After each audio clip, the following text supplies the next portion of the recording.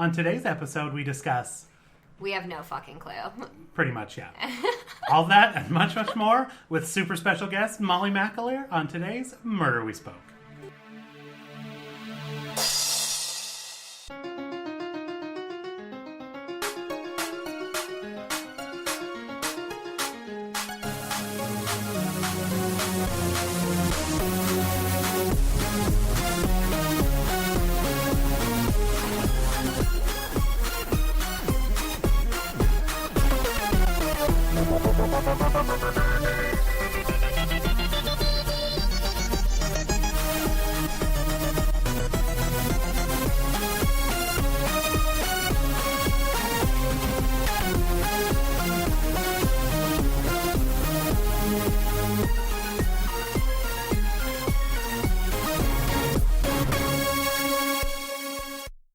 Alright guys, welcome back to another episode of Murder We Spoke, the show where we break down...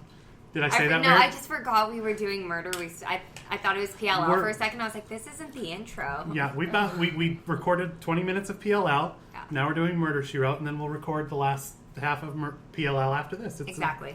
Yeah. Oh, you already did half? We started like, we're knocking it out. We're very efficient Except around we were here. super grumpy because we hadn't eaten yet, so we're just kind of like... So the first half of the last podcast is shit, basically. Are you going to do a redo? No, we just... No, yeah, okay. I know. You're just going to roll with it. We're just going to roll with Okay. it. We told people, like, no, if you stuck with it this far, the second half's Were going to you be like, awesome. that bitch Molls is stuck in traffic, No. whatever. Like, no, seriously, I live in Glendale, and, like, the 101, I don't know how to do things, so, like, it just was bad. Sorry, I'm sorry. 101 for... I apologize. My thing said 28 minutes. I know to always allow an extra, 10 to 15 minutes, and so I left, like, I thought I left. No. Girl, it's not... We weren't even waiting. We're just like, No. we're old people who need to go to bed early. Oh, no, me too. Yeah, Okay, so we're know. like, okay, That's let's the- yeah, just we try and got- knock out I stuff. still have to really give PLL from last night a solid watch. So I was falling asleep during Yeah. it, so I was like... Not because it was a bad episode, mind you. No, No. just because I feel like I'm 100, and it was 8 Just because, o'clock. like, yeah, I was ending at 9 p.m. It's like, It's that's a work about night. bedtime, yeah. There was some lesbionics last night, though. Yes. Oh, the worst kind, though. As always with the lesbionics. I know. Well, Emily just cannot help but, like, turn every vagina that comes into that bed. By the way, I had that bedspread, and I will say... I will say it has not had the same effect for me. No, That every woman you're that doing lays it in wrong, my bed apparently. wants to make out with me, so I Well, don't think it's the bedspread. She also has to be an insane person. That's also Emily's thing. Yeah. Oh, yeah, Like, yeah. she only goes Because, for like, the Paige crazy. tried to kill her. Paige is a murderer. Paige is the most healthy relationship she's ever had. The Maya. video of that actress drunk outside of Bootsy Bellows on TMZ is so fantastic. haven't She's seen like it. on What? She's on like a good one, and like it's just so good. She's just hammered. Paige. And so it's extra Yes. sad because it's just Paige, and she's like hammered She's in a way that it's like, drinking- okay, it'd be cute if you were like Rihanna, Right. but like no. Your Paige. it's tragique. Like, you don't have a friend to throw a trench coat over you. Like, your friends around you are still so fame hungry that they will put you out in front of paparazzi like this. That's incredible. We'll need to look at Whack. it as soon as we're done. Paige. Another thing I noticed about young actresses in LA, and you look at this in their Instagram photos, a lot of them live in apartments in Burbank and Toluca Lake. Yeah. And then they have those built-in shelving units, and everything's painted white and a lot of crown molding. Oh, yes. But their built-in shelving units are always mostly bare, except for like a couple pieces of mail, maybe one photo frame that like was just haphazardly put there. Their mom probably gave it to them when they moved 1-800 in. flowers empty Oh my vase. God. Like they never like move in and like Right. own it, and also they don't know who the fuck they are because they're like childhood actors that like grew up to be like 21-year-olds without taste and live in Toluca Lake in a really nice apartment that they can't decorate. That's a fantastic observation. Wow. PLL is going to be depressing now. I have to unfollow all those people on Instagram. Passion. I know. I'm psyched. No, they're not on PLL. They all have. They're fine. Okay, they're all doing great. okay. Yeah, they're 'Cause good. Shay Mitchell's hair alone is like she's got a future. Instagram is She can't go perfect. wrong. That hair is Yeah. it's That its body, own that entity. tan. It's flawless. Which one do you think you'd be friends with in real life? Lucy Hale, or the characters or the people. Characters. No, people. Lucy Hale. Lucy Hale seems like a cool chick. She was on Watch What Happens Live. Oh, cute. And she was talking about okay. And she was talking about how the Ezra relationship creeps her out because it's weird. Right. Yeah, it is It's weird. Like, okay, thank you for acknowledging that. That alone, and that's I'm a good like, arena for her to acknowledge that in. Mm-hmm. And she was saying how stupid the girls are. Like, why wouldn't they have called the police? This is ridiculous. She I was called like, okay, the show on all that bullshit, and I was like, you know what? I'm a fan. But are you a lover of PLO? I mean, I would hope to think that having a podcast about it would cross that bar, but who knows? Okay. I do look at that thing because we'd waste hours at work talking about it. Oh, and we finally transferred it. You guys are so lucky to have each other. I have no one like this in my life. Oh, no. Because we kill. Now we just talk about the Real Housewives and kill time at work, so it's not like exactly. Right. And it's not like the taxpayers are making out in all this. But you guys are amazing. I've completely derailed your show with this. No, it's okay. No. I started off not knowing which podcast we were doing. Right. Thank you. Yeah, it's your it's fault. not you. What? Come on. Get it together. People expect this from us anyway. This is we go on tangents about the side talk. Okay. Who's steering the ship? Okay. We might as well let people know the voice they're hearing. Oh, we didn't even introduce. No, people see in like the title, right? They'll see in the title. That's right. So we don't even need to bother them. Exactly. It's just so we're clear. Molly McAleer. Mm-hmm. Am I saying that even kind of right? You said it 100% right. Not even one thing. You said it the way I say it. Sweet. Okay. So Molly is a writer. She's an author. The Alcoholic Bitch Who Ruined Your Life. Yes. Get the ebook now. Can we say when the audiobook coming very soon? Yeah, I'm reading it. It's really hard. Is it?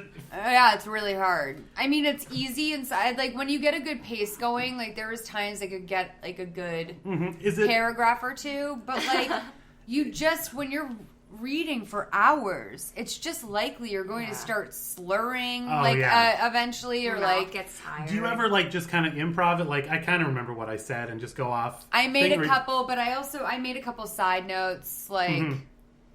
You know, there's couple surprises in there, and the lady stops me.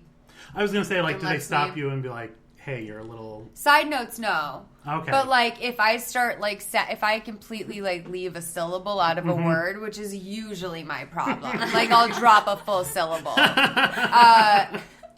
Helen is her name. She stops it, and she's like, Molls, we're going to redo that. And I'm like, cool.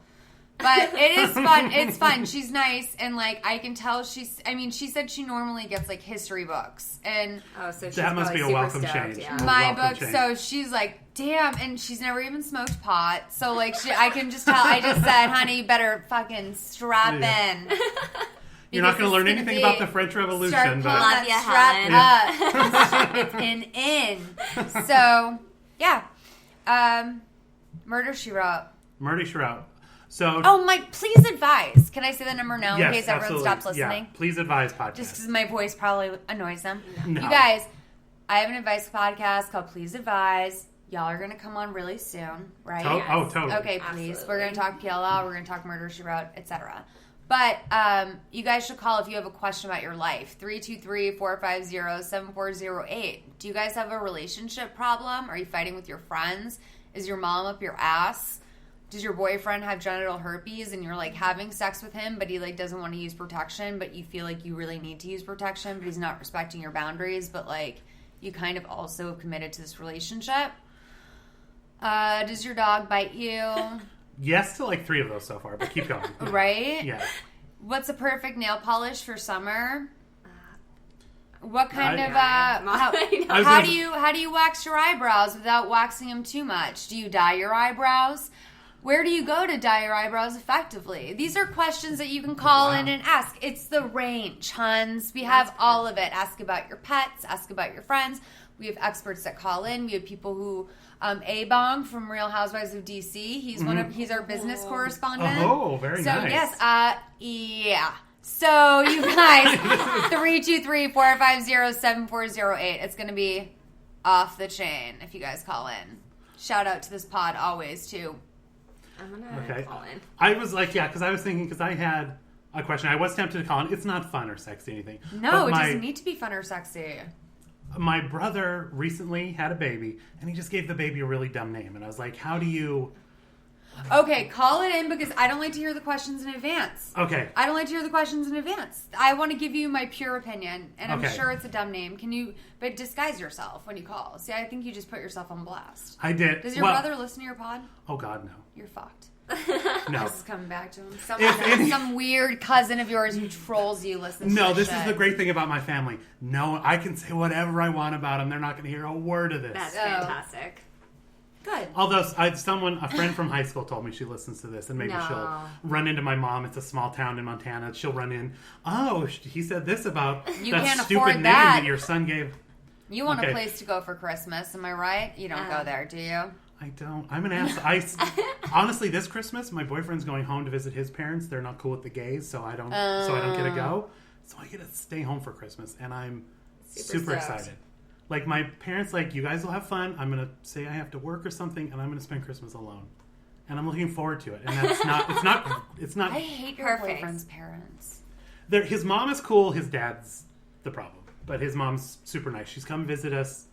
But, yeah, she's a sweetheart. You should see Dirty Girl. It's a movie with Juno Temple, and it's the best movie you've ever seen. And it's so good. It's on Netflix. Dirty Girl? Dirty Girl. Okay. And I think your mom should marry Steenburgen, that shit. All right. Okay. Let's see. Got a little advice there. This is, There you go. Okay, I'm going to call in. I'm going to get one of those little boxes that disguises your voice. It's going to be... You can probably get an app that'll do that. Scream status? Yeah, exactly. Okay, There's probably an app you can get. I'm sure they've used it on PLL where you disguise your voice. Or just have your boyfriend call it in. Perfect. No one Write it out and have him call it in. I'll script it all out. He can call it in. He'll have to flip the pages when you ask him a question to find the appropriate answer. Oh, no, it's not a live show. It's all voicemails. Oh, perfect. Yeah. Perfect. Yeah. All right. Okay. So, murder. Okay, so to jump off... Yeah, Murder, She Wrote. Right. We're in season 12. We got jumped right to season 12 to this is episode 6. I wrote 16. But I thought it was 16. I tweeted 16. Oh, it is. It is 16. Because the next one on the queue was 17. You guys would totally murder myself. No, we're right. 16. We're right. All right, okay. Entitled Murder Among Friends. Original air date February 8th, 1996. I was 5. I was 13. I was 5. I feel old now. I don't know. I'm 31. What's that? Right. I don't know. 14, maybe? I don't know. It's easy for me because I'm 90, so it's just like counting up from then. It starts at 11? 0. You would have been 11 at that point? Okay, chill. How old are you? 30. Wait a minute. 32. So you would have been 10. I would have been a year younger than you. Yeah. Chill as fuck. Okay, so yeah. Okay, so usually for this, we usually do like a quick little recap, just so we can jump off. So, since you're the guest, would you mind doing just a 20-second recap? Just on the top of your head. Okay, so basically, Jessica Fletcher has a show on PBS that happens to tape in the same studio as a show that's pretty much exactly Friends, and it's called Buds. And there's a whole situation with the Buds network thing because wherever their network is, in the studio, I guess, needs to fire 2 of the main actors, which, by the way, makes no sense because no hit show. I mean, they're saying 30 million people a week watch this and they need to fire 2 of their lead actors. That makes no sense. That would ruin your show. So anyway, the head writer gets murdered because it's up to her, basically, whether or not who she fires. And then she's, making out with some of them, and, some other stuff is going on. And then, the town cop, the Hollywood cop, also happens to be the father of, the Chandler type character on the show. Mm-hmm. And he, basically, murdered her. Is that basically right? Close enough. I mean, that's basically right? Yeah. I mean, there was a lot of red herrings, twists, and turns, obviously. There was a lot. This episode, the episodes we've watched before, this being our, 7th episode we've watched, the murder happens before the credits are even done. Yeah. And then they spend... Oh, wait, he didn't murder her. It was the blonde girl. It was the blonde chick. We were going to get there. It's fine. I mean, yeah, close enough. He was blonde. It was close enough. Like the Phoebe / you said, called accurately Shelley Long. Yeah. I think I think the writers on Murder She Wrote kind of nice little parody on here. I'm going to say I think they did a good job. I think they did a really good job. I concur. Well, no, they also did a really bad job. But anyway, continue. Yeah. I was just going to say they did do... I mean, it was a little weird because the very premise of it, like you touched on in your gorgeous recap, was that they're the top show, like 30 million. Any TV producer today would kill for 30 million. Sure. What's PLL at? Not to bring it back, but I'm just trying to get like a... I think it's like 2.4 or something. On a good night. Okay. Yeah, on a good night, 2.4. And they wouldn't kill off one of those, so this is like... And they wouldn't kill off one of them. And what, like Big Bang Theory is still the number one sitcom, right? Sure, yeah. Are they killing off... that has like 11 million or something. Yeah, exactly. Okay, so 30 are they, how like... many of them are they killing off? You don't... Right. Take your number one show and like, well, let's fuck with this so we can That's say... Imagine Friends, because this is the Friends era, and just so you guys know, this is when TV existed on a completely different level. Mm-hmm. Like, if you saw the SNL 40 thing, there was a thing that Larry David said to Jerry Seinfeld. He said, we got the last 2 tickets to Disneyland. And it's true, because the way that Hollywood was before, like when they were... Writers would show up to like a fleet of Mercedes, like if they had a really good like sweeps week. Mm-hmm. And sweeps was like, I don't know, is sweeps still a thing? I have no fucking clue. Maybe. I have no clue. So it was a totally different time. Everyone was making insane amounts of money. Like and they were making insane amounts of money because there just wasn't as much content on television as there is now. No, and you had limited outlets and you got eyes on. I mean, even in '96, like when you had cable, it was still not hundreds of channels like it is today. It was, well, you're not watching TBS because that has a rerun of All in the Family. And if you'll remember in '95, like cable didn't have really original programming on. No, it was at the prime time. It was slot. It was just a channel that aired repeats all day, like aired shows from the '70s, like game shows. This Old House, like shit like that. Oh, This Old House, that was good. That was good shit. I have no idea what that.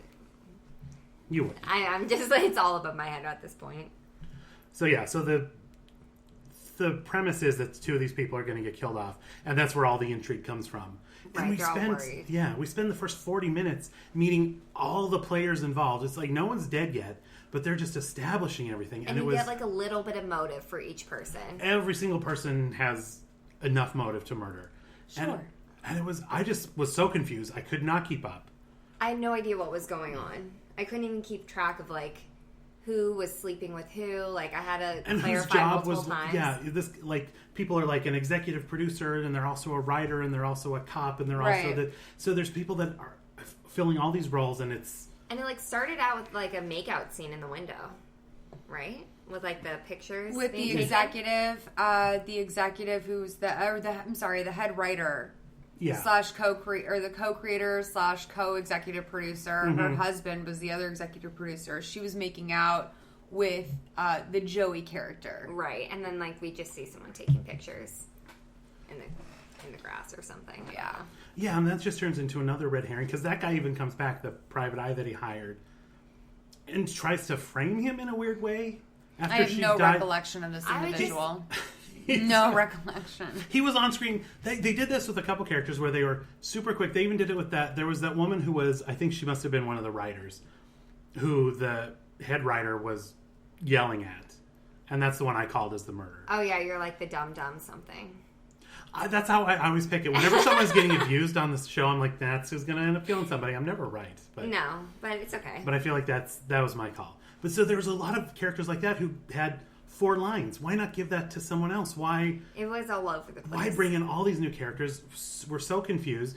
And when Shelley Long ends up murdering someone in the end, you're like, wait, why did she want to do that again? Yeah. What was her motive? And then Jessica had to lay it out for us, basically. You know what? If this was episode 16, I bet this was during their sweeps, and they knew they could get a huge audience if they were doing a Friends parody, because Friends started in 95, so this is season 2 of Friends, but like Friends Mania had already started. Oh, yeah. Yeah, because they were talking about the girl that wanted to leave the show. They even made the reference, why would you want to leave this show? It's the top show. Women across the country are copying your hairstyle. I missed that line. Even though her hairstyle was on the top of her head, sloppy rat's bun. nest. Yeah, Totally. That was all the rage in the mid-90s, apparently. Who knew? So was the redhead supposed to be Monica? Sorry. Yeah. I think they blurred a little bit, but I think you're right that the redhead was supposed to be Monica, and maybe rat's nest was supposed to be Jen Aniston, because of Rachel. Because of the Rachel hairdo. But, and then did we even meet the other? No, she was just in the group when they were all like hugging at the end. The super inappropriate hug at the end? Yeah. Yeah. That was the worst thing I've ever seen. So, just for a little background on this episode, I did a little bit of research. It was a competition with Friends, because Murder, She Wrote for the first 11 seasons was on Sunday nights, dominated everything. But Angela Lansbury, at this point, was the executive producer. Moving on up. She had a very particular view for Murder, She Wrote. And she kind of bumped heads with the old executive producer. He left around season 8 or so. Oh, shit. And then, so when when Angela Lansbury took over, she started bumping heads with the head of CBS. And he was tired of her shit, so for season 12, he moved her show from Sunday night, a nice cozy spot, to Thursday night against NBC's powerhouse lineup. And that might be why I checked out and never saw this episode. Because you told us like a lovely story of how you got into Murder, She Wrote. Like, just... Oh, I just always watched this little girl with my grandmother, and we would watch Touched by an Angel. I mean, before, like, pre-Touched by an Angel, we watched too. Like, it's one of my earliest memories of what, like, eating apples in bed and watching Murder, She Wrote with her, and, like, drinking tea and stuff. But then... Touched by an Angel. We'd get like our religion and then like our little mystery thrill, and then I'd go to bed. That's a good Sunday night. Yeah, wholesome. Yeah, and so then they moved it to Thursday night and destroyed your childhood. Totally. I actually think I remember that. It caused a lot of strife in my life. As I'm sure it would. So they moved it to there. It suffered in the ratings. It went from being number 11 in its 11th season, and then it was number 58 overall. That's brutal. For season 12, and it got what a drop. And it got the axe. Shit. It just couldn't. Like, Poor it was. Jessica. Yeah. You have really good skin, by the way. Sorry, I just know that you have really, really, really good skin. So do you. No, I don't actually. What are you No, I have about? a lot of sunspots. I don't want to talk about. I just want to. No, like thank you. No, but I'm like she like was dipped in the fountain of youth. Oh my god, that's okay. No. I'm so okay. All right. Okay, so we're making Ben uncomfortable. All right. Well, I have perfectly average skin. I just want everybody to know. I think you're like the greatest. Oh, thank you. You live next door to a creepy nursing home, though. Can we just say that really quickly? Yes. Let's just touch on. Why don't you tell the story? Yeah, like from your perspective, because. Well, it was a little weird because Molly was texting us before she got here, saying she's on the way. Oh, she's here. And I was like, oh, here's the front door code. Just come on up. And a little too much time had passed. And I was like, what's the problem? Like, what's going on? And then I just get this text. It's like, girl, I'm in an old folks home. And I was like, because we live next door to Alzheimer's and Dementia Center. Which apparently is ballin'. Which is a much nicer building than this one. It's actually not ballin'. It's just, I just was like, oh, they live in like an amenity. First of all, I had no idea what I was getting into. So like, I was like, oh, they live in an amenities building, but like, it's just like hasn't been updated from the 90s. And there was like a little massage station. And like, I was like, that's weird that all these old people are in the lobby, but I guess old people live in every building. Like, you know, like this is LA and this is an old area. So, yeah, that was a big surprise to me when I signed in to the front desk. You even signed in. That's they asked me if I was there to see Colleen. I was like, I'm here for room 108. And they were like, I'm here for 108. And they were like, okay. So everybody, Colleen's in 108. That's perfect. We're going to use that. And they were like, are you here for Colleen? And I was like, yeah. And because I didn't know. I was like, maybe there is a Colleen in the mix. I don't know. Like maybe you had a roommate. I thought this was your place. I didn't know, right? Colleen's name is on the lease. So sure, exactly. Completely plausible. So it was like totally. I signed in, and then I'm like walking back. I'm like, this is like an old folks home. I think this isn't. But I was like, but maybe like. And then of course, like I continue to like think maybe this is it.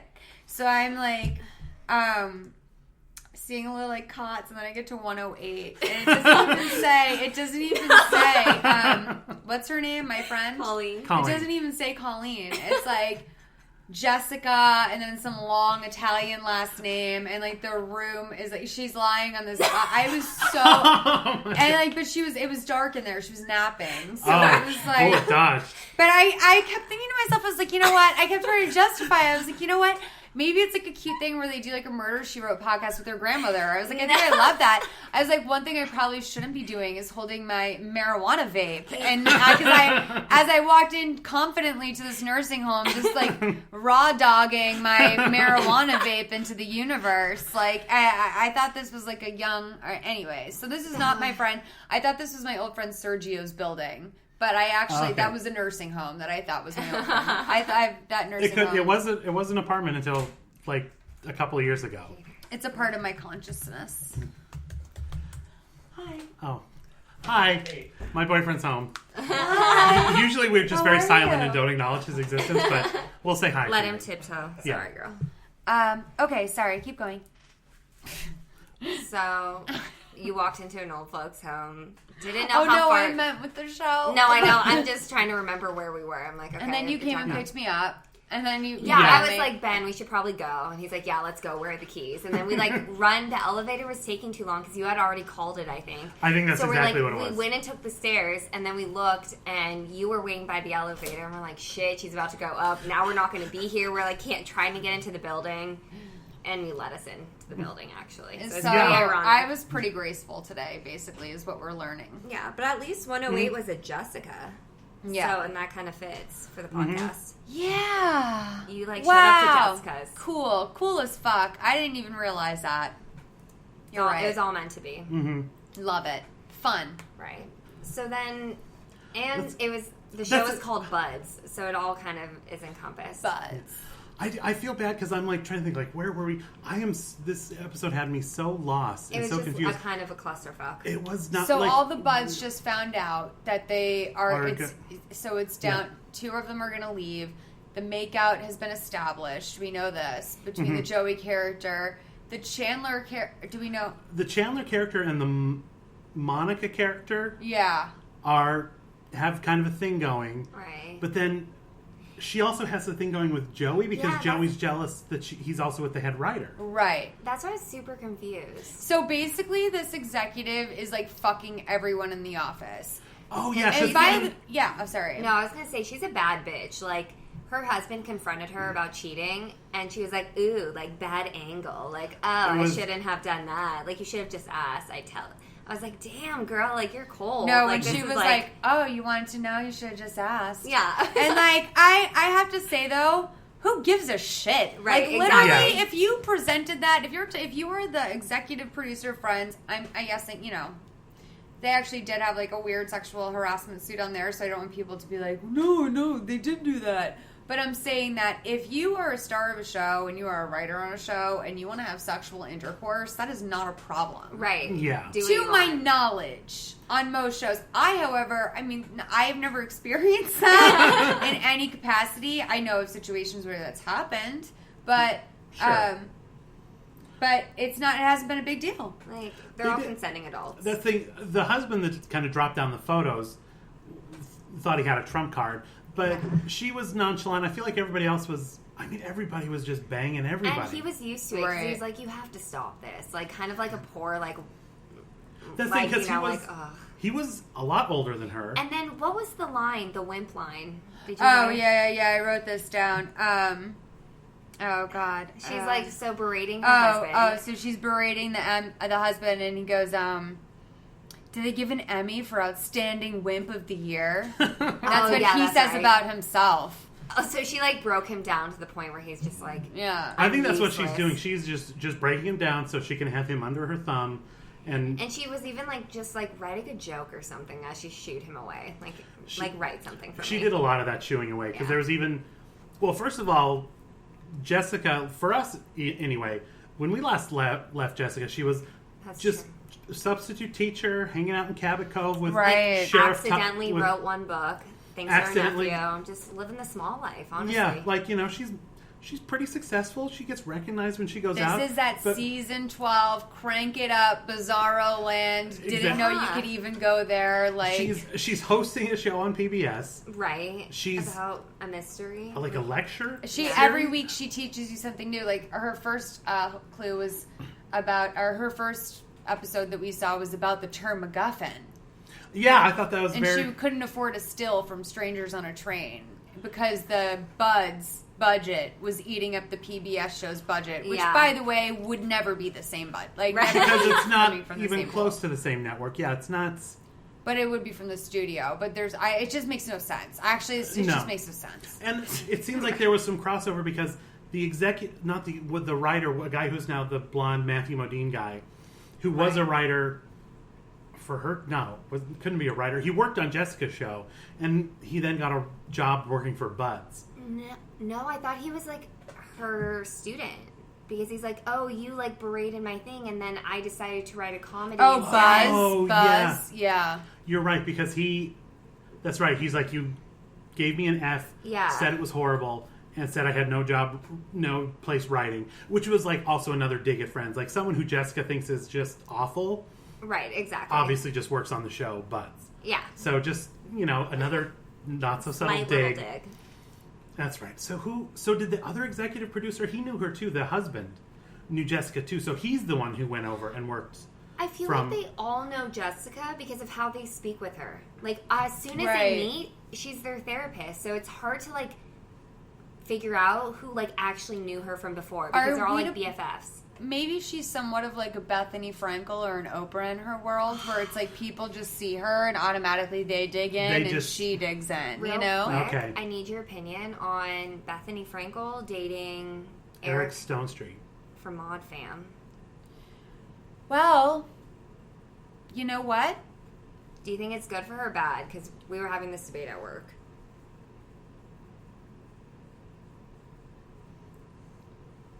I'm not going to make a comment. How about that? No comment? No comment. Okay. Yeah. But I think that Bethany, I think that could be nice. I mean, I'm a fan of both, so I'm very hopeful. As long as I'm all for it. I mean, I don't know anyone's personality. You know what I mean? But But at the end of the day, and what they're like in a relationship, like she likes to laugh if he's a funny guy. I've never seen Modern Family. Oh. But I listened to him on Howard Stern. And I think that she could probably be very grounding for him, based on that Howard. He was like Tinder dating, and I think that based on that, I feel like he could be very grounded by someone like her because he probably to me he seems like he probably needs someone that is very, very respectable. And I feel this is why. So this all ties back into our show Buds here, right? When you're like on one of the #1 TV shows you're like basically rocking America, dude. You like own America. Yeah. You can't walk into a mall without like. Do you know what it's like to walk into an Ohio mall if you were on like a show like that? Oh my god. Yeah, you couldn't. Yeah. No. So it's just I'm just saying that I think that Bethany is someone who has way more financial success, I would estimate, and a ton of notoriety, and also is widely respected. Mm-hmm. But has an edge to her, and I think is understanding. I think it's interesting. Yeah. Okay. I think it's interesting. My dad's the one that broke the news to me today. He texted me. Is that confirmed? Like, BT I don't know. I think she confirmed it. I think it came from her. Yeah. So I'm just hoping he's on Real Housewives. That would be amazing. But anyway, sorry, I had to... No, that's... I was thinking about it earlier, but... So Jessica's... The thing about this is, I guess her show is shooting right next to Bud's. Like, on the same sound stage, almost. And there's, like, so much... Like, no one's stopping her from just wandering into the stage. If you're the #1 show on TV, there's a security guard at the door. Sorry, ma'am, you're not on the list. We can't just have random people wandering through the set. Because they're stalkers at this point. Obviously, that's the thing. It's the #1 show. There's crazy people everywhere. But it's Jessica Fletcher, and she can go to any police station across the country because they're not in Cabot Cove anymore. Like, I mean, it is season 12. I feel like she's a big deal. They even made that. You just remind me. There was another little subtle dig where they were talking about how you can't cut a show's budget and then cut the regular cast off. That's insane. Which is exactly what CBS did to the regulars from Cabot Cove. Oh. Right. Is that what happened? But like John? Yeah. John. Because I guess... The old man with the white hair? Wait, the doctor? Yeah, isn't his name John? I don't know. Seth Hazlitt was the doctor's name. Oh. And then there was Sheriff Tupper. Oh, Sheriff Tupper. And then there was another sheriff for a little bit because I think Bosley quit. Mm. Damn. And then they got someone else. But Jessica moves to New York. Spoiler alert. Damn, Ben, I'm not ready for this. And they, I guess there was they had to ease in the viewers that were used to her living in Cabot Cove because ratings fell a little bit, so they had to do something to spice things up. Oh, is Buds filmed in New York? No, this is set in L.A. Oh, yeah. Oh, that's right, because I said any episode that's set in L.A. Yeah. Yeah. Yeah. I guess it could have been in New York. That's the thing. They were just on a set. It looked like L.A. to me, though. Yeah. And when they were outside, it wasn't gloomy. It was nice and sunny, so I just assume. Yeah, I think that's a good assumption. So, let's see. Who else? Another one we had was we had the cop, the chief of police, who was the Chandler character's dad and / manager, because he kept calling Ricky and talking to the Ricky's husband about $900 limo ride that they wanted compensation for. Yeah, he's like, if so-and-so wanted it, you send him all over the place. And again, it was just so confusing. I think it was just trying to divert this our is what attention, you're spending money on this, so surely you can afford to keep my son Timmy employed. None of these numbers are relevant. I actually wrote down at one point, I said there are no factual pieces of information regarding the entertainment industry in this entire episode. That is not how things work. No one's like, oh, you took a $900, but we have to fire an actor who makes $1 million an episode. Yeah. That makes no sense. Right, exactly. Nothing. And you're paying them $1 million an episode because you want to keep them around. $900 is your Red Vine budget. Right. You know? Sounds delicious. Okay, let's see. This one was a tough one. Oh, the new laptop computer, by the way. Oh. Okay, so... am I jumping? No. No, please. So that's the thing, we're kind of all over the place, because again, this one was super confusing. Yeah. I miss the good old days of Cabot Cove when it was very straightforward. Yeah. There were 4 suspects, and we just kind of weeded through those 4 over the course of 60 minutes. And then Jessica solved it in the last 2. This one was overwhelming. It's kind of like a strange parody episode, and I do have a theory about this, the way that this was portrayed, which is that I think in order to legally do, because we were shocked at how the music was a complete sound alike. The opening theme was straight up the Friends theme. The episode was entitled Murder Among Friends. Yeah, Friends, not even Buds. No. And so it just was kind of everything. It was oddly it was like the SNL sketch version of it, except on CBS's 1 hour drama budget. And I just was I bet in order for legal to clear that, they had to have it the way that all the friends were happy to be together at the end. Oh. They had to make the one that was leaving the show, who was clearly not based on any of the real characters. Right. As you said, probably very much Shelley Long. Yeah. Probably that was the thing. That makes sense. Because just to jump to the ending, we learn she takes the laptop that was just delivered, because laptops back in the day had to be hand delivered. It was such a fatty one too. It was it was one of those big old notebook things. Yeah, totally. It was so retro. It was it was literally almost like a square. It was like a giant cube. Yes. Because the bottom of it, the screen was thin, but the bottom of it was 6 inches thick. Yeah. It was gorgeous. So, and that woman, when Diane picked it up and slapped her across the face with it, did so with relative ease. Yeah, but it was enough to puncture her skull. Killed her with one But she also was talking about a brand new laptop, and I realized that this was 1996, but she's talking about when there was a scene with her and Jessica in the alley outside where she was saying, it seems like they do have money. She does have a brand new laptop, okay? And she said it like that, and I'm like, the writer's assistants on Friends were probably wiping their asses. Yeah. They took shits that were worth more than a new laptop on a daily basis. They would get a Cheeto crumb on the keyboard, throw that one away, go get me a new one. Exactly. Mm-hmm. So I just think that's banana cakes that they even, the new laptop really blew my mind. And I don't even think it's that, like, Katie Couric trying to understand the internet thing. Like, I just think they really think that they were pandering to America and thought a new laptop would sound... Oh, well, she's getting a new laptop, so certainly they should fire the star of this major television show. And they always refer to it as the new laptop. It wasn't the first couple times, and then it was like the laptop. It was always the new laptop. Yeah. Because, she was even referencing at the beginning, she had just a desktop, and she's like, oh, I can't wait to get rid of this old thing. It's been here for 10 years. So she couldn't wait to get her new Since laptop. 1986. She said, apparently. Yeah, it's time for an upgrade, sweetheart. I think you earned that new laptop after creating a hit show. Yeah, bye-bye MS-DOS. She's upgrading. 70 cents on the dollar indeed. Anyway. So, when she was killed, Because Diane wanted to leave the show. For a that was her movie. bonus, to go make a movie. Again, very Shelley Long, leaving Cheers.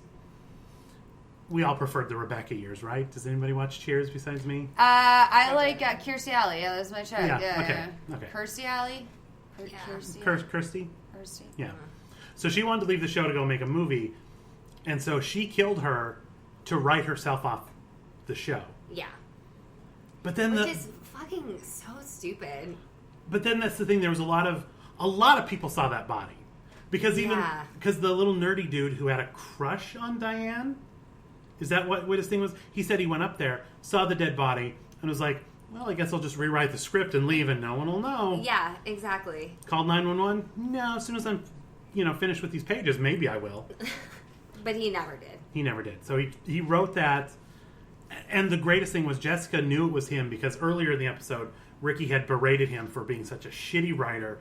It didn't look anything like she would do it. The jokes weren't funny. He was using lazy stage direction. Yeah, exactly. That's what it was. Yeah, she had her red pen out, and she was just. Was it angling on? Angling on? Angling, something like. Yeah, angling at.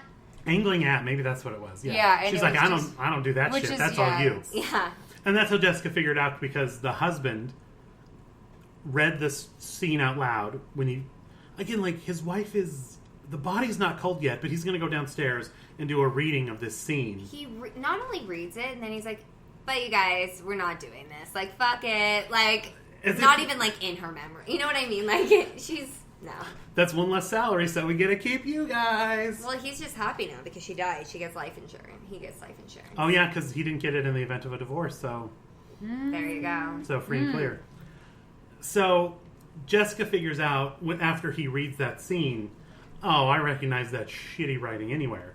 Yeah. It's the guy who looks like Matthew Modine. No, the shooter from Degrassi who shot Drake in the back. What's his name? Oh, fuck. Begins with a K. I don't know his name. I just know him. He's so creepy. Beat Fat Terry. What's his name? Right with the rock. Nick. I think so. Nick? I think I looked it up earlier because I want to see what he looked like again. Did Drake end up in a wheelchair in Degrassi? Yes. I vaguely remember that. And people forget that Drake was such a stud when he was just Jimmy Brooks Jimmy, and people on the basketball court. Yeah.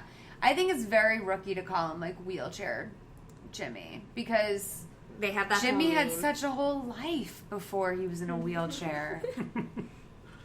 Don't define him by his disability. Right? Yeah. So the guy that looks like the shooter from Degrassi. Rick, I think, is his name. Oh, Rick. Kill me. See? Take away my...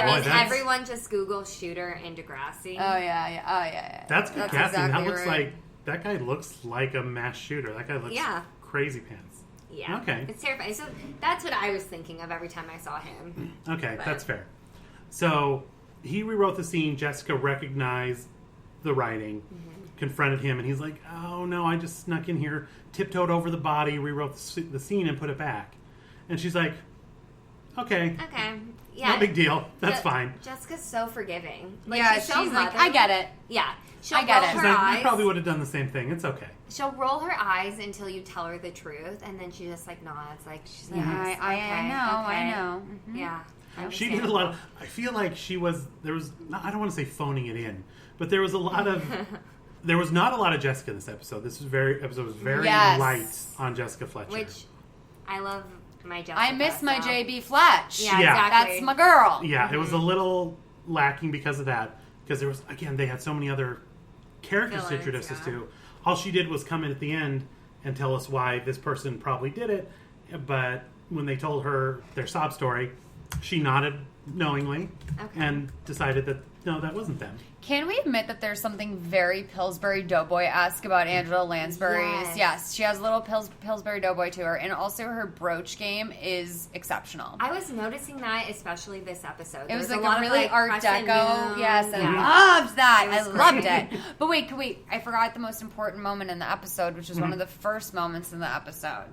When Jessica, it was a really great Jessica moment. And she was talking to one of her friends she went over to Bud's, okay? Mm-hmm. And the guy said to her, it was the executive producer's husband, she said, where is it? How's your PBS lecture series going? Ask me tomorrow. And like, slated. Because she couldn't get the rights for a still image of a Hitchcock film. And it wasn't even, it was just that they didn't even have it ready. Yeah. The woman was like, I had a run through. She was like, we'll put it in later, Jess, don't worry about it. And she just didn't understand that, couldn't comprehend it. I know. And she's like, whoa. She's going across the hall to a show that has 30 million viewers a week, and she's like, I can't get a still image over there. They have to fire 2 of their leads, but she can't get a still image. Sensitivity much, Jessica? No, she's not. That's not her style. Oh, and also their version of, come on, what's it called? Central Park is Kafka's Java. Mm-hmm. Which I thought was, I mean, I really moaned out loud. When I yeah. And that set was...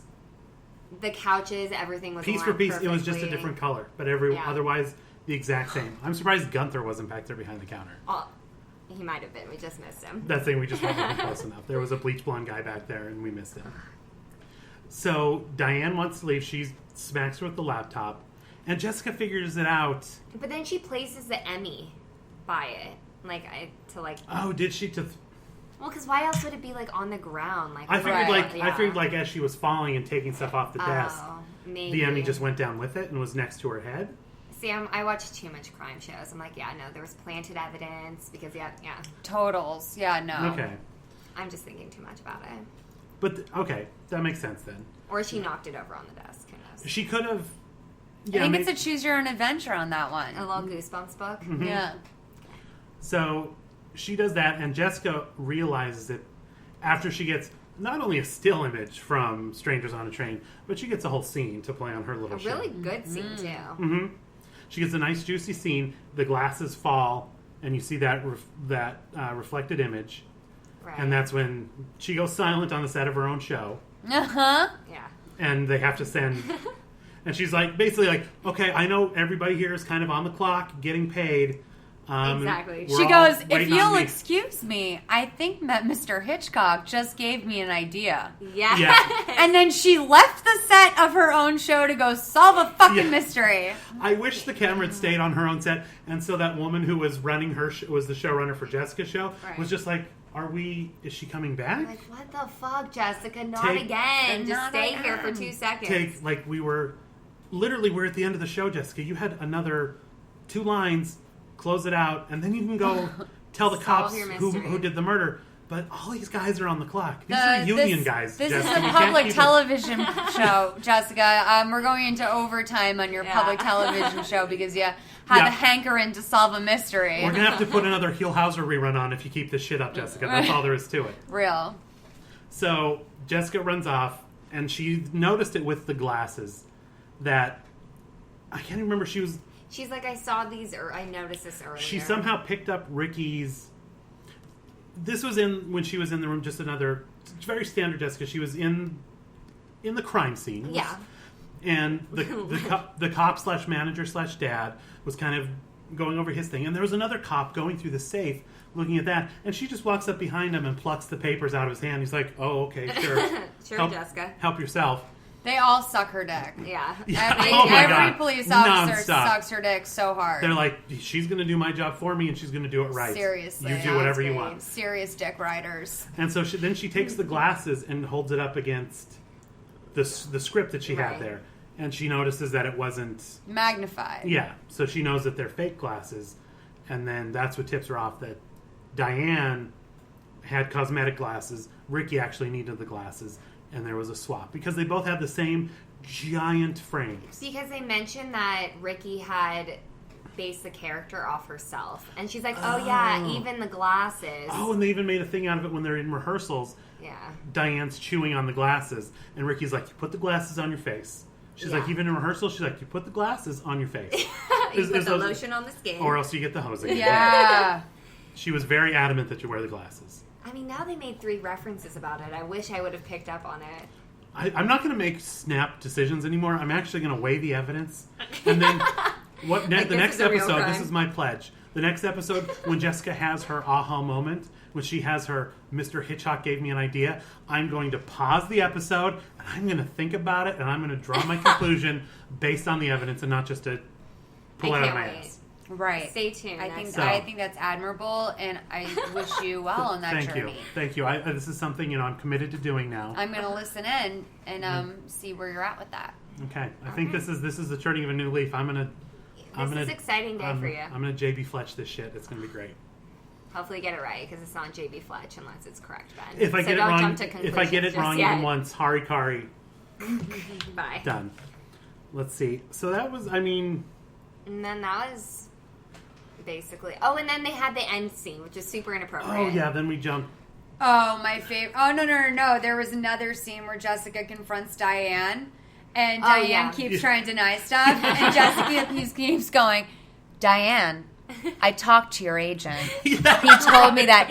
And then Diane's like, but that can't be true. And she's like, your agent told me that you actually didn't get the movie. He told me that you were going to break your contract with the studio. And it was like, and it's like, no agent would ever just answer to some random mystery writer with a PBS show who's investigating their client for details. By the way, I don't even think that's an agent's job to disclose details of a contract. I think that you would go through a lawyer for that. Exactly. And that would surely... I talked to your agent. Like that thing, the secretary's like, we have an old woman on the phone who wants to talk to the agent for one of the biggest actresses on TV. Oh, yeah, put her right through. Yeah. Send the call right through. I'll tell her. It sounds like she's trying to bury her career. You should tell her everything. Oh, okay, cool. I suspect that your client murdered somebody. Yeah. How can I help? Yeah. Oh, no, she was a total liar on the phone. This is what I said, blah, blah, blah. Yeah, no, hey, you don't take that call. Jessica Fletcher calls your agency, and your agent takes that call.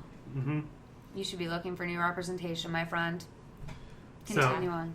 So he's... she was basically done in by her own agent, is basically... And then she's like, okay, I confess. And she's like... Oh, I'm really 36, was her reason. Oh, that's the thing. She's like, I'm 36 and I basically aged out. Yeah. And if I don't take this movie now and I have to wait 4 years when I'll be 40... What was your line about the legs? Once the legs go... The career goes? Yeah, something like that. I was like, ugh. The legs? Maybe because Ally McBeal was all about the legs at that time. Was it? I never watched that show. Ally McBeal kind of set leg fever into I vaguely remember the short dresses of Ally McBeal. Yeah, that was like, how low could they go? Whoa. Week to week, yeah. Oh, how innocent. Or how high could they go, I guess. Mm-hmm. Anyway. So her agent does her in. She confesses, and she was trying to grab her glasses away, and then randomly the police barge in. I was like, when did were they get standing there? outside the door? Did Jessica? Always. Jessica's pretty good about calling. Knows just the exact amount of time to get the confession from her. The police will barge in, and then the woman, the killer, is already so broken down. They're like, yeah, fine, I did it. They confess in front of a million people, and they just keep confessing. Yeah. Here's the piece of info I'm missing. At some point, did Jessica get some sort of rights given to her as like, is she an honorary police officer or detective in any capacity? Because she took a confession of that size alone. And like, I understand that the police, and I'm not saying like, oh, logistically this makes no sense. Like, I actually think that for the most part, the show did address a lot of like, outside of the crazy things, they did address a lot of things like, why is this woman able to put a, an arrest on someone or whatever, and or why is her word, why does it hold up in a court of law? Right, like, exactly. I want to see that episode of Murder, She Wrote where this happens. Jessica is the one that gets the full confession. Smash cut to 6 months later when they're at trial, and they're like, Your Honor, this woman is not an officer of the law. She has dementia. She lives in the apartment that Molly was in today. This crazy old woman. That is the Jessica. She's written mystery novels, and all of a sudden she thinks she's some Sherlock Holmes master detective. Right. Your Honor, we can't take the word of this woman to put my client in jail. That's insane. That cannot stand in a court of law. Can you imagine how depressing that would be if that was a finale of Murder, She Wrote? It's where this is like all a sham. It's all in Jessica's head, and like, she's like, no. We just learned that every single person that she got to confess went to trial and like got the case dismissed because they really had no evidence outside of Jessica Fletcher. Or it's like Shutter Island, where they're like, okay, you can play detective just so you realize how crazy you are, but then in the end, they don't. You know what I mean? In the end, she just likes being that crazy, and she chooses to relive that day after day. This is dark. Ugh. Oh, well. Okay, so that's where... so then after we do that, that's when we get to back down on the Bud set. Again, head writer was killed 13 hours ago? Yeah. Right. One outfit change ago. Your co-star, like, one of your supposed best friend, like, is...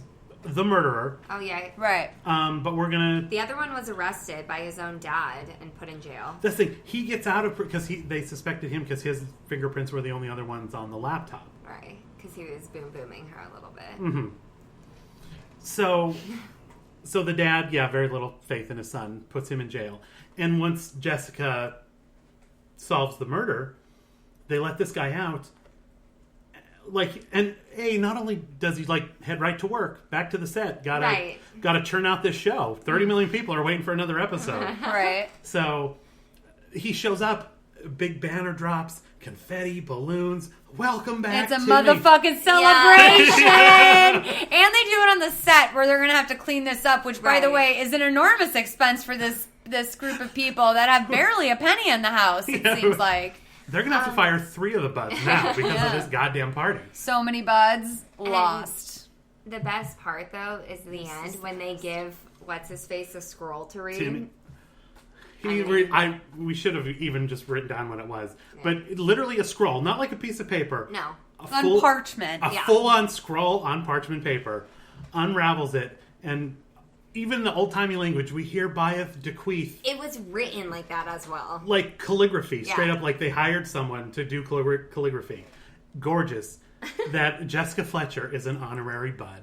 An honorary Bud! And then, she gives like this smile. Yeah. And then all the Buds come out and like hug her. And I'm like, these are like adult actors that are hugging...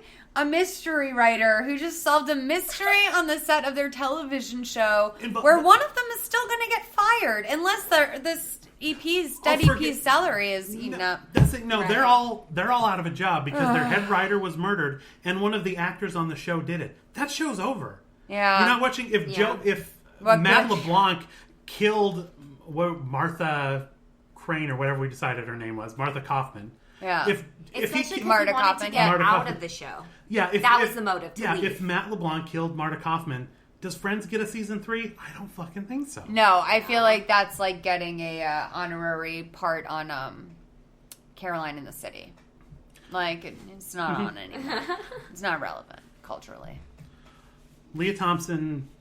I loved that show. I did too. It just didn't have legs. That's the only Leah Thompson vehicle I have not hated. Okay. I love Caroline in the City. Hated her in Back to the Future. She's not a good actress. I don't understand her appeal.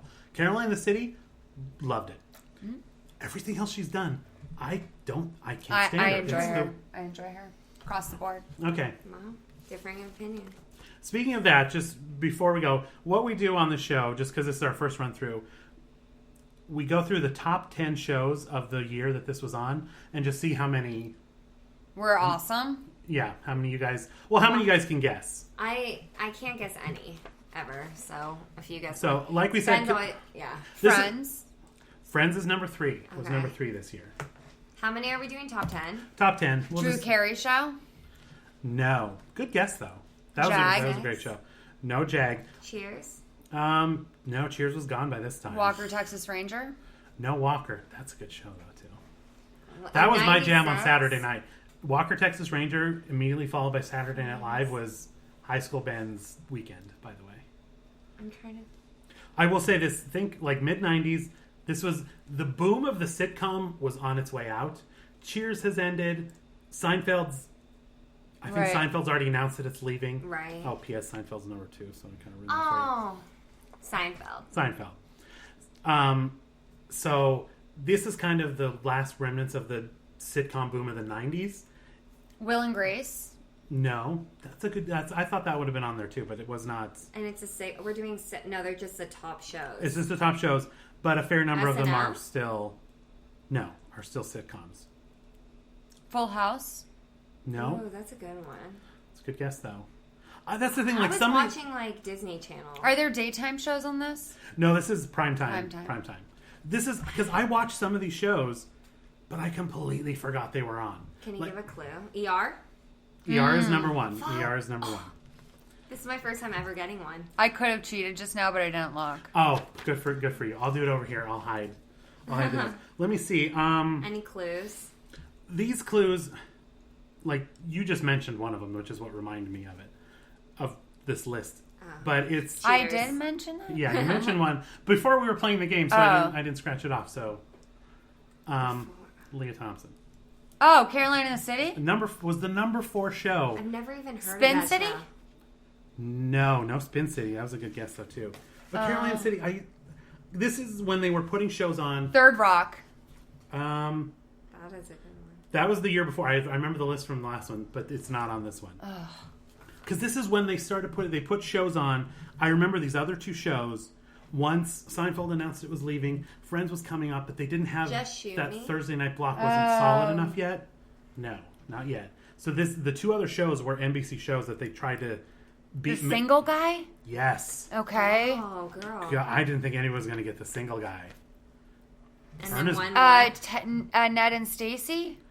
No. Good guess. Hope and Faith? No. Lots of 2 names. Let's see. I'm trying to think of When's anybody Drew who was in this other one. Number 7 was the ABC. Mad About You? No. The 7th show was a sitcom, was ABC's number 1 sitcom. 7th Heaven. Like Roseanne and this sitcom. show were like ABC's bread and butter for a while. Oh my god, you're gonna fucking murder me. Is the lead a male or female? Male lead. Okay. Frasier? Home Improvement. Yes, okay. yes. All right. God, Perfect. you nailed that. I have a really hard time losing you guys, and I feel like I'm under a lot of pressure. The next, let's see. There's 1, 2, 3, 4 left. So let's see. There's one. I'm just going to tell you number 8 because I don't think you're going to remember it. Boston Common. Oh yeah. Do you remember that one? I love that show, but it peaked early and then it went away real quick. No. The Practice. No. The Commish. There's only one left. There's 2 of these are not scripted shows. The 2 that are left, and there's one that is a 2020. Oh. Close. A Current 60 Affair. Minutes? 60 Minutes. Oh. Yes. Yeah, and then the other one is like now routinely the number 1 show when it's on. During the season that it's on. Super Bowl? Yeah, football. Football's number 5. No way. And there's one left. Cop show. Cops? Big cop show from the 90s. NYPD Blue? Boom. Those are your top shows from the 1996. Damn, boy! Yeah. Did I win? You won. Fuck yeah! Awesome. If my car's towed, that was worth it. Dude. I didn't even realize. No, Okay. I'm fine. Okay. Why? I should be, right? Why? What? Oh, no, you're fine. okay. You're fine. Okay. You're fine. Don't worry about it. Okay. All right. That's it. Yeah. Molls Where won should the game. Yep. Yeah, I did. But you guys are going to come on Please Advise and probably give way better advice to me. It seems like you guys are real life people. Kind of, yeah. Yeah, like you know things. Like I have no idea what's going on, so I'm very excited. My advice would just be like, just stay home and watch Netflix. That'll make everything better. Right? Mind your fucking business and mind your business. I love that. All right. Tell people where to find you. Yeah, one last time. I'm at Molls. Go to Please Advise, PLZ Advise. We're on SoundCloud, and I really love it when people subscribe to us on iTunes. Tell your friends. Also call 323-450-7408 if you guys have a question you want to ask. And I'm Molls on Twitter and Instagram again. All right. Thanks. You guys are awesome. Bye. Bye. All right, guys. Bye. We'll see you next time.